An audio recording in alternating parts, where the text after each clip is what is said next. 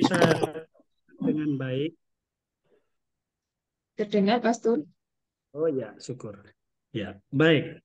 Saudara dan saudariku yang terkasih, senang sekali malam hari ini kita kembali berjumpa di dalam permenungan kita dengan tema Hati Kudus Rumah Kita, yaitu menemukan tempat di dalam hati Tuhan.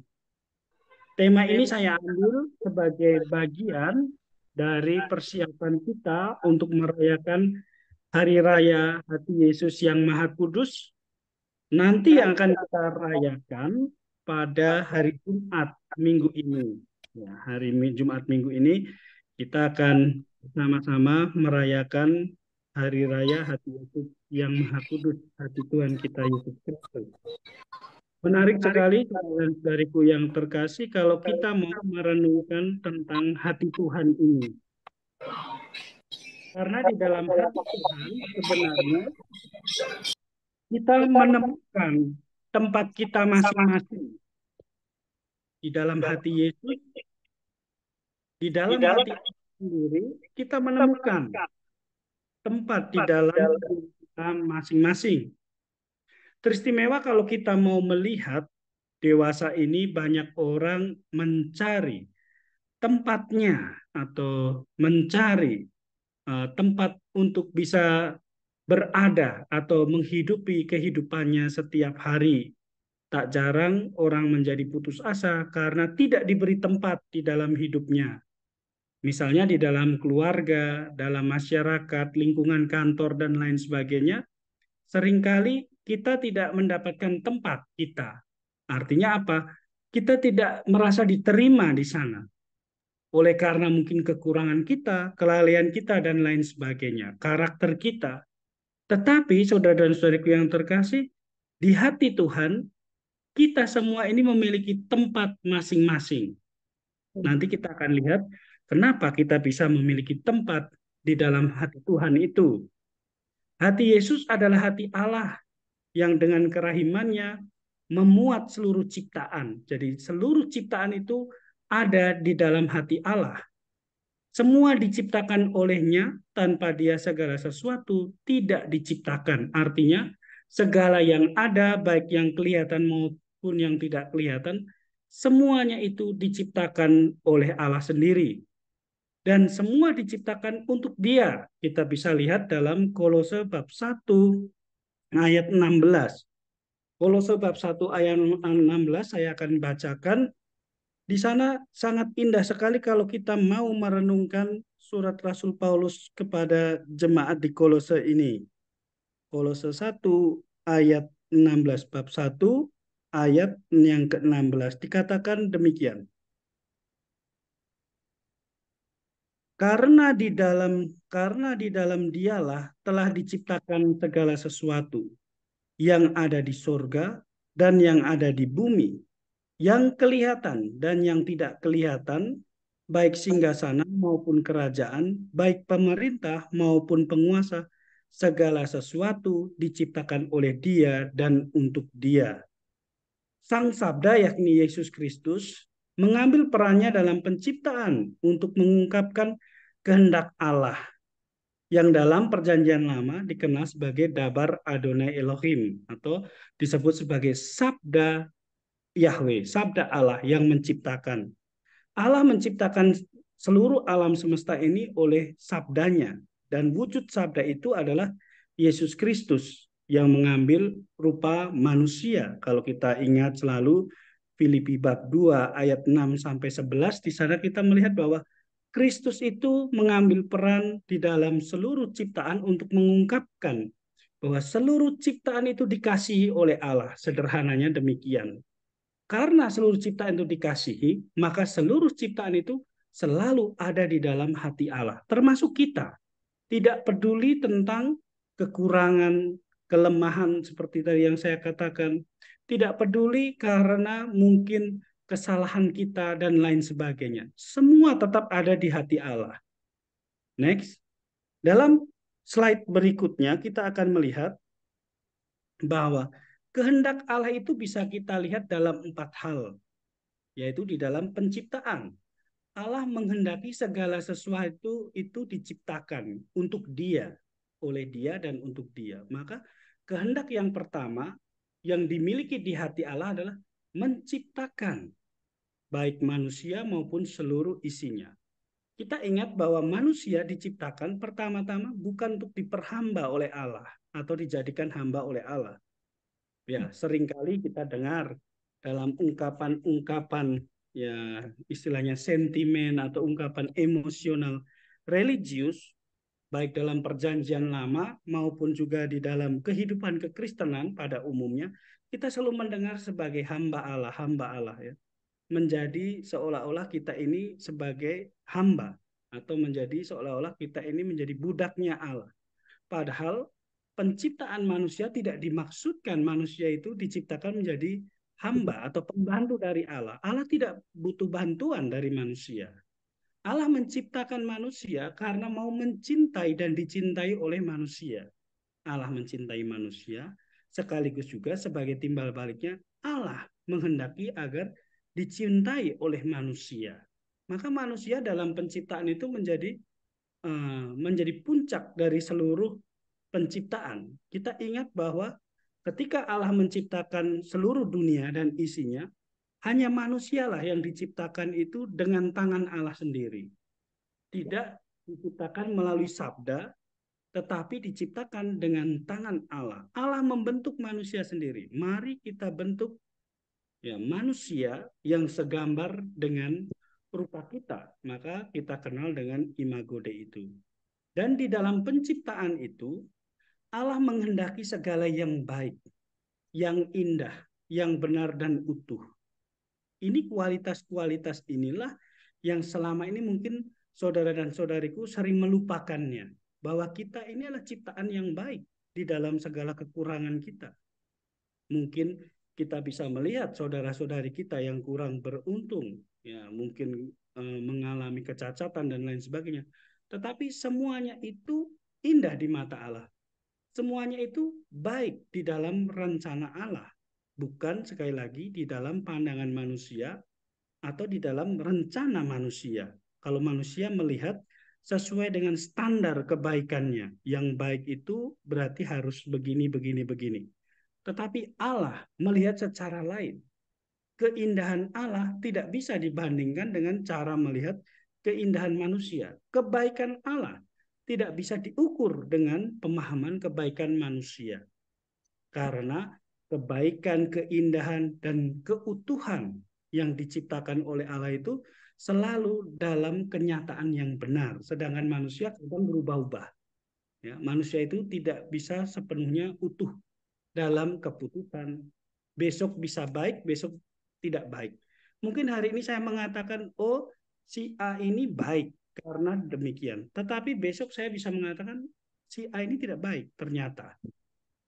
Karena kebaikan kita ini kebaikan yang tidak tetap atau fakultatif. Kebaikan menurut ukuran kepentingan. Itu yang lebih berbahaya untuk diri kita ketika kita mengukur kebaikan itu karena ada kepentingan di dalam. Keindahan ya indah karena mungkin mendukung atau membuat hati saya senang saat ini. Tetapi ketika hati saya tidak senang melihat hal yang sama yang dulu saya katakan indah, mungkin saya akan berpendapat bahwa hal itu tidak menjadi indah lagi. Berbeda dengan kehendak Allah. Apapun yang terjadi di luar kodrat manusia, penciptaan manusia, manusia tetap indah, tetap baik, tetap benar, tetap utuh. Meskipun dia itu tidak bisa berbicara, tidak bisa melihat, tidak bisa mendengar, tidak bisa berjalan, tetapi sebagai manusia yang utuh, sebagai diciptakan sebagai manusia, tetap baik, indah, dan benar di hadapan Allah.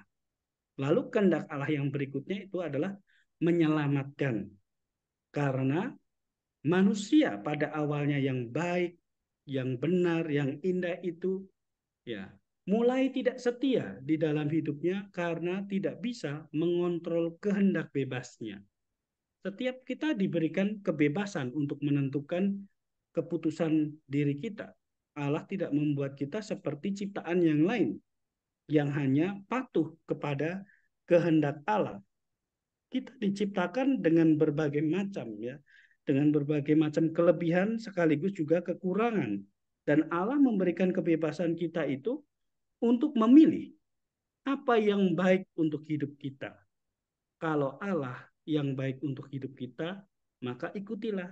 Tetapi kalau keinginan hati kita yang baik untuk kita, maka silahkan ikutilah. Tetapi semua keputusan itu mempunyai konsekuensinya masing-masing. Rasul Paulus dalam suratnya selalu mengatakan, baik kepada jemaat di Roma dan jemaat-jemaat di tempat lain, mengatakan bahwa upah dosa itu adalah maut.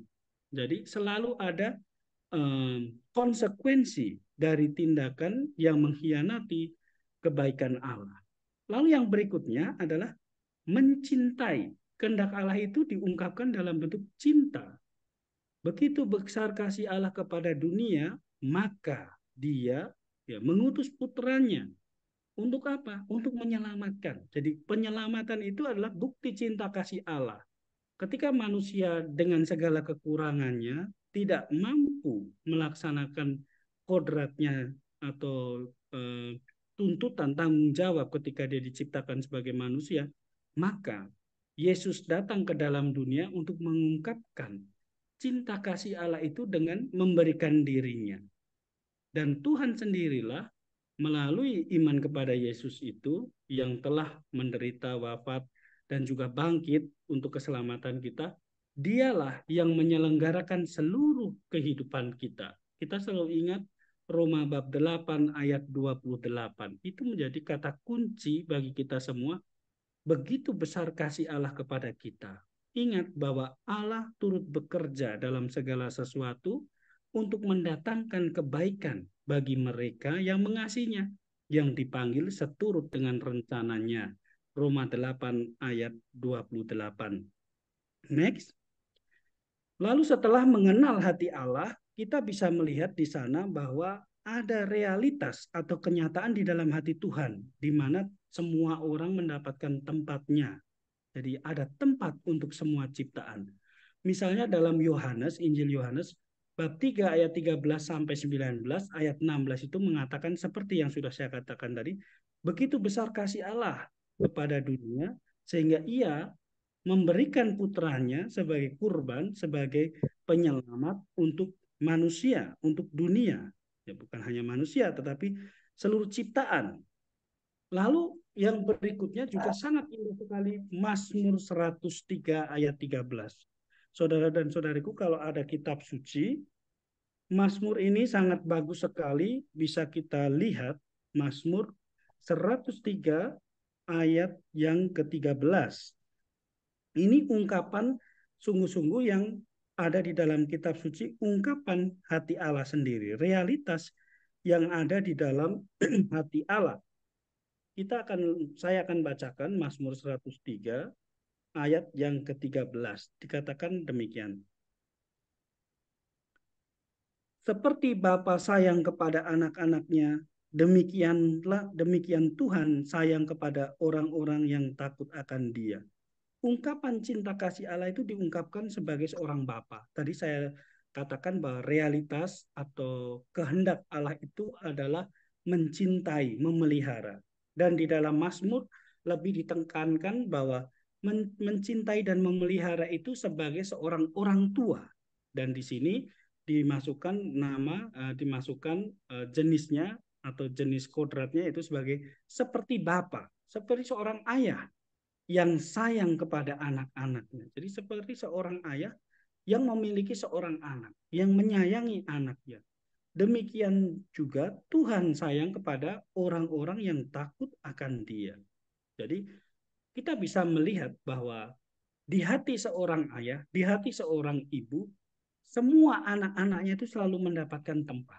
Ada tempat untuk semua anak-anaknya. Meskipun anak itu mungkin tidak taat, meskipun kadang-kadang anak itu ya membuat sedih, berulang-ulang orang tuanya, menyakiti hati orang tuanya, tetapi biar bagaimanapun dia akan tetap menjadi anaknya. Seorang orang tua, bapak atau mama tidak mungkin bisa mengingkari kodratnya sebagai orang tua, tidak bisa mengingkari darah dagingnya, buah cinta dari pernikahan mereka. Itu dalam Mazmur 103 diungkapkan demikian. Juga kita bisa lihat dalam teks-teks yang lain yang saya sertakan di sana, misalnya Ibrani, ya, Ibrani bab 4 ayat 15.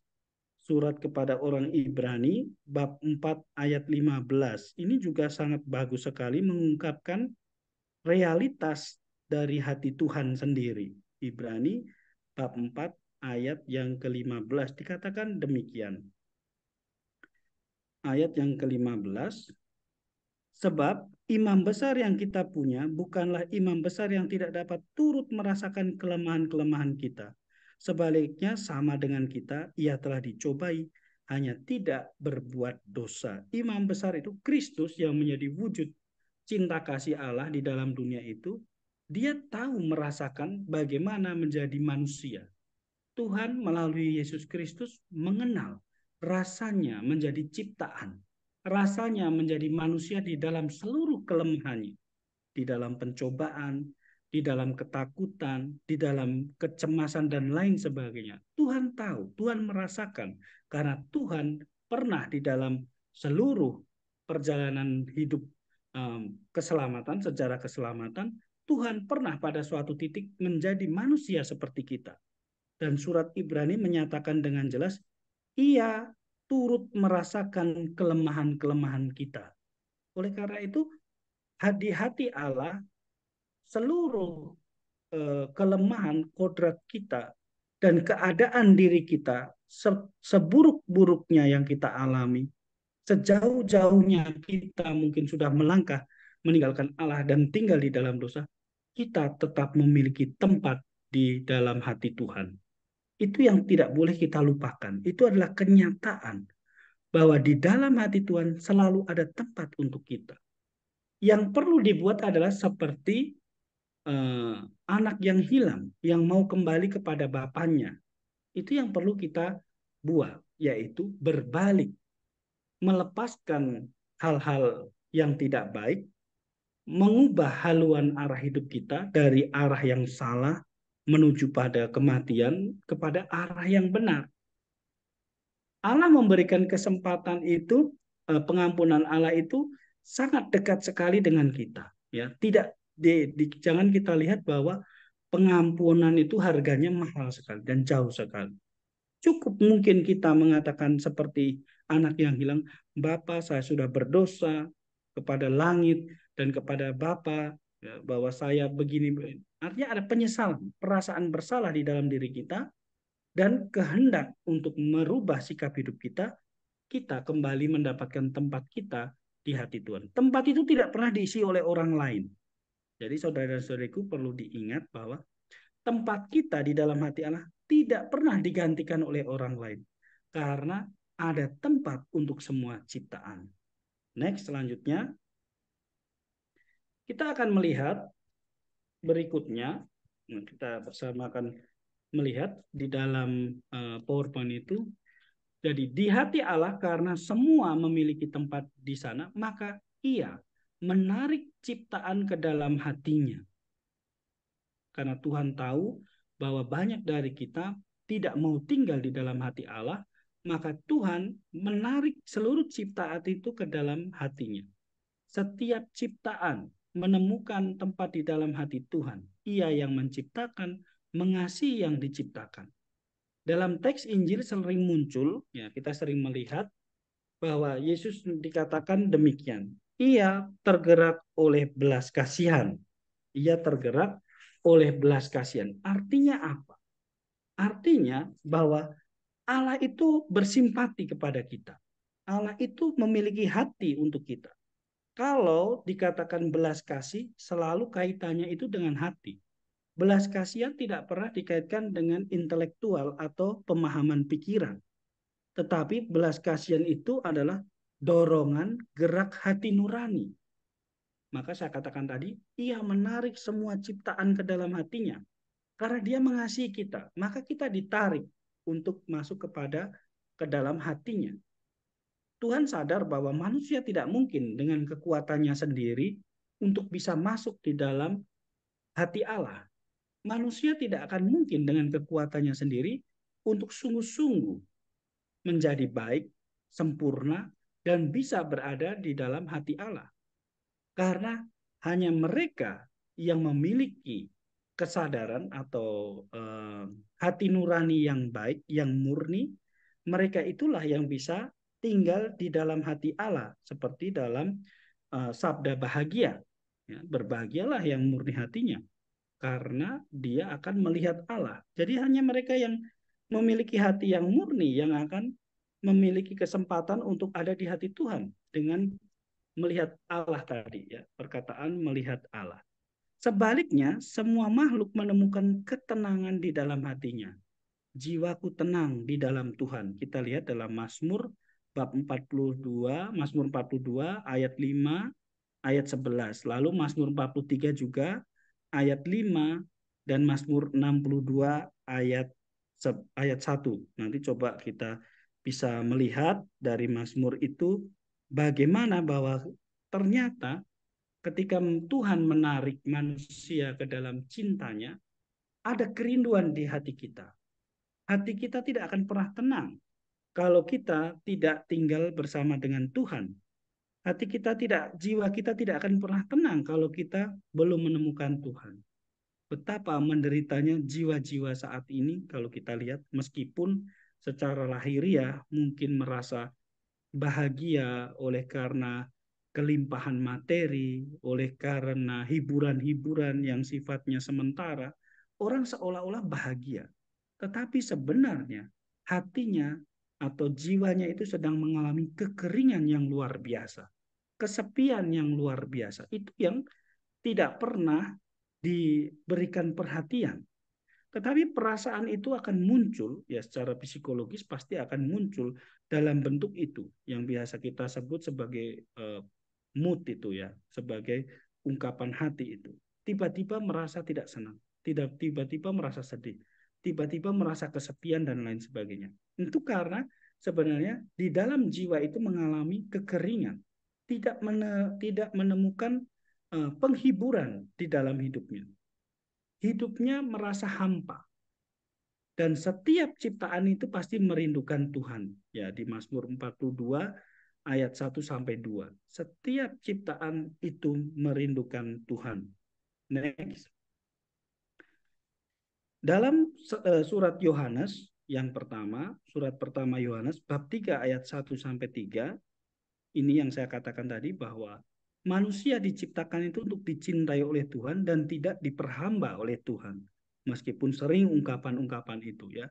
Dalam bahasa-bahasa perjanjian lama memang karena untuk menampilkan status Allah dan manusia itu memang ada seperti konsep pemahaman bahwa manusia itu adalah hamba dari Allah karena pengaruh dari pemahaman teologi waktu itu. Tetapi di dalam Injil, di dalam Perjanjian Baru dinyatakan bahwa manusia diciptakan bukan untuk menjadi hamba. Meskipun Maria mengatakan, ya Maria dalam Magnificat, aku ini hamba Tuhan, tetapi bukan dalam konteks berarti saya ini budaknya Tuhan.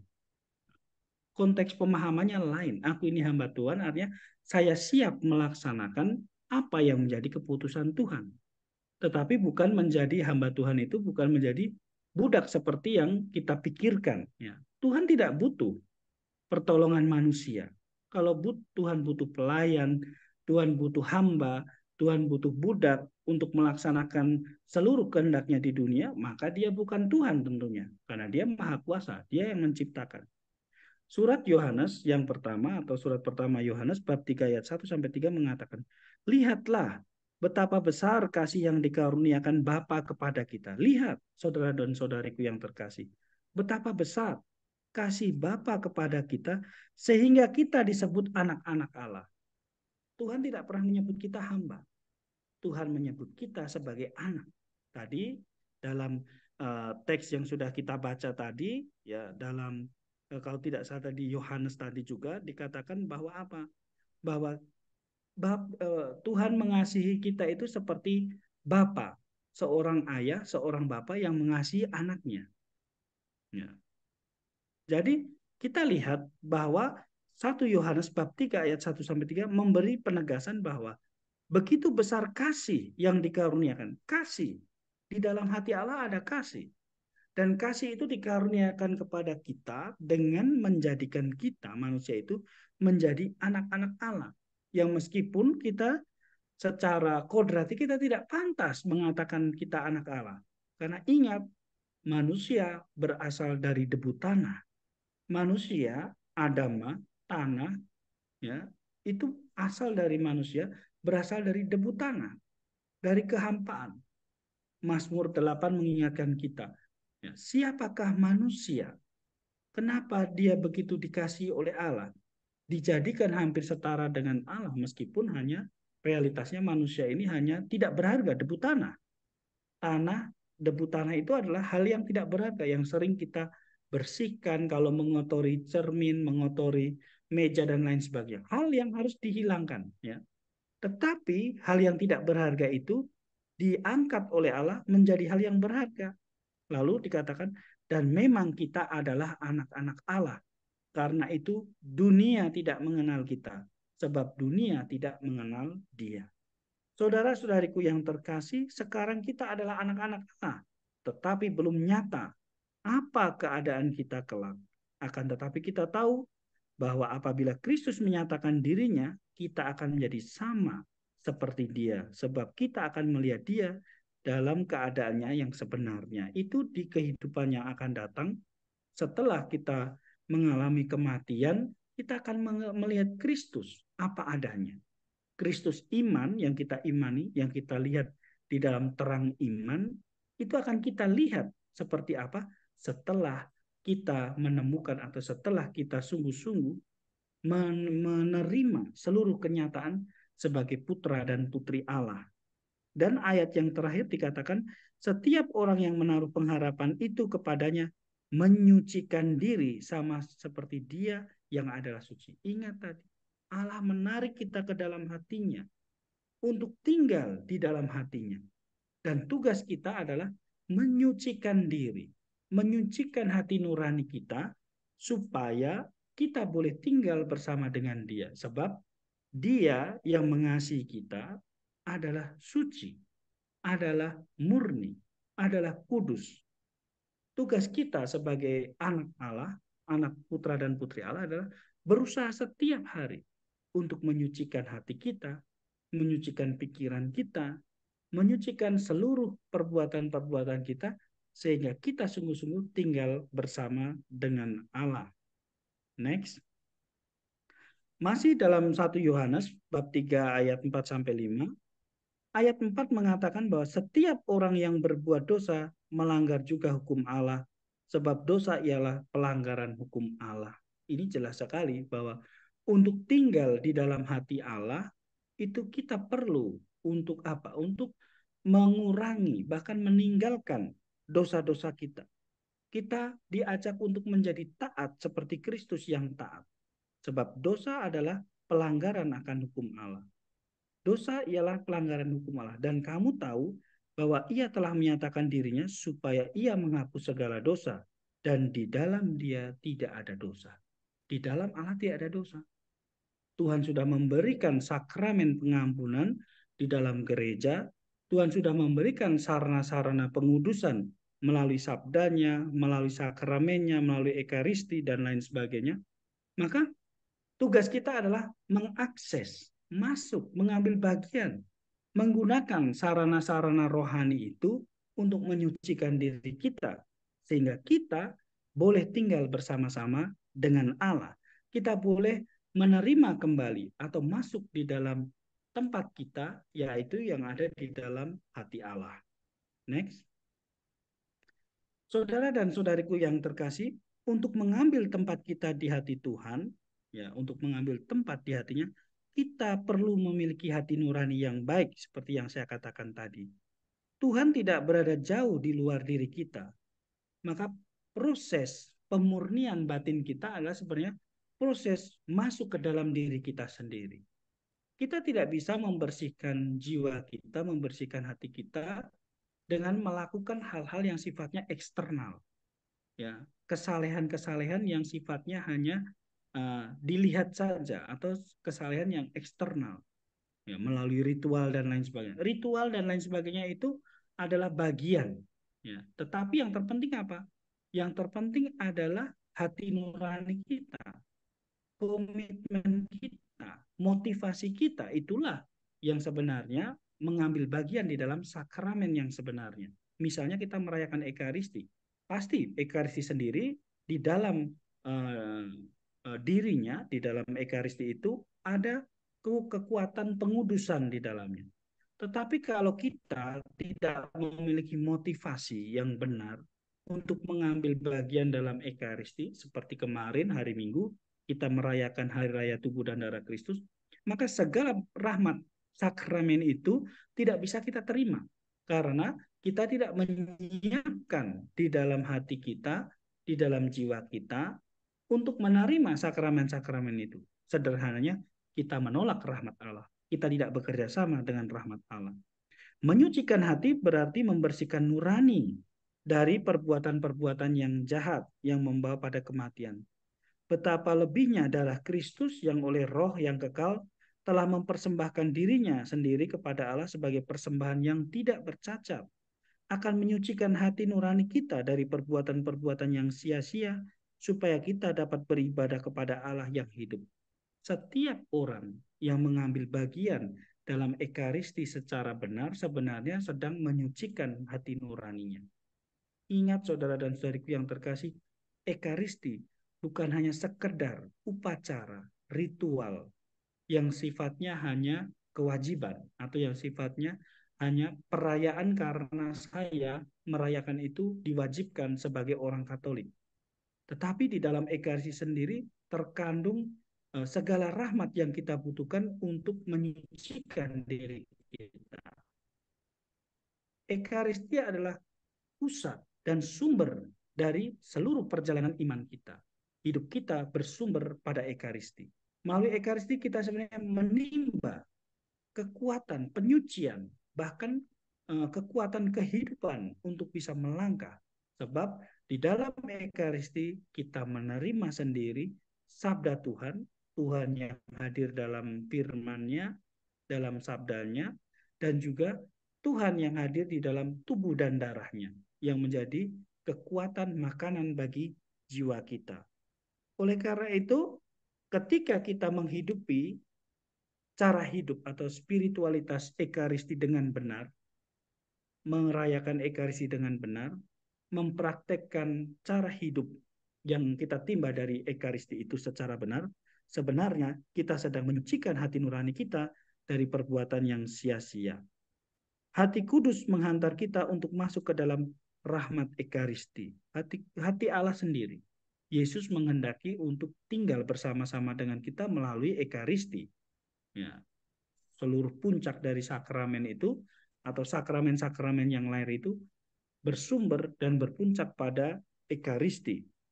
Tuhan hadir secara untuk itu di dalam Ekaristi kita diminta untuk hadir secara serius karena Tuhan juga hadir secara nyata di dalam Ekaristi itu dan hadir penuh kesadaran dalam perayaan Ekaristi. Menjadikan Ekaristi sebagai pusat dan sumber hidup kita. Itu adalah bagaimana kita mengambil tempat di hati Tuhan. Kalau kita mau menghidupi Ekaristi secara benar seperti yang saya katakan tadi, maka kita pun akan perlahan-lahan akan disucikan.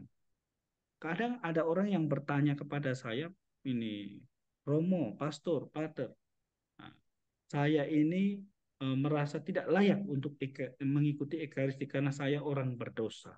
Ya, ada orang yang tidak mau merayakan Ekaristi, ikut ambil Ekaristi karena dia putus asa dengan dosanya. Saya selalu jatuh dalam dosa, saya merasa tidak layak mengikuti itu. Lalu saya katakan bahwa justru karena kamu jauh dari Ekaristi, kamu tidak bisa mengalahkan dosa. Ketika kamu merasa berdosa, ketika kamu merasa hidupmu itu jauh dari Tuhan, datanglah kepada sumber kehidupan itu. Datanglah kepada sang sumber keselamatan. Datanglah ke dalam hati Tuhan melalui Ekaristi itu. Sebab di dalam Ekaristi itu seperti kamu sedang menyucikan atau sedang membersihkan pakaian yang kotor oleh noda-noda. Mungkin pertama kali dicuci, nodanya masih tetap ada. Tetapi ketika berulang kali dicuci, Ya, seperti pakaian itu, kalau kita cuci berulang kali, maka lama-kelamaan noda itu akan hilang. Dan itu adalah rahmat dari Allah. Tidak bisa kita mengusahakan penyucian diri kita sendiri.